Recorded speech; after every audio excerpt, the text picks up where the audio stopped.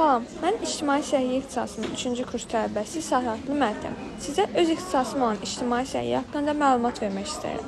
İctimai Səhiyyə ixtisası 2020-ci ildən etibarən yeni ixtisas kimi fəaliyyətə başlamışdır. İctimai Səhiyyə ixtisasında 5 il bakalavr təhsili, bundan sonra müxtəlif istiqamətlərdə magistratura təhsili nəzərdə tutulmuşdur. Bəs ictimai səhiyyənin mahiyyəti nədir?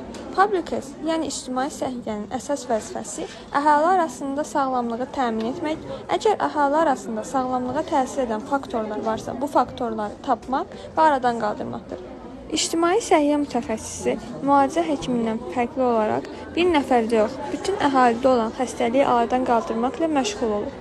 World Health Organization, yəni Ümumdünya Səhiyyə Təşkilatı, ictimai səhiyyənin mahiyyətini izah etmək üçün ən yaxşı nümunədir. Pandemiya zamanı Ümumdünya Səhiyyə Təşkilatının bütün ölkələrdə vəziyyətə nəzarət edib tədbirlər planı hazırlaması da məhz ictimai səhiyyənin işinə əsaslanır. Bir sözlə, ictimai səhiyyə bütün ölkələrdə səhiyyə sistemini idarə edərək onun əsasını təşkil edir. İctimai səhiyyə strukturu düzgün qurulmuş ölkədə səhiyyə sistemi daim güclüdür.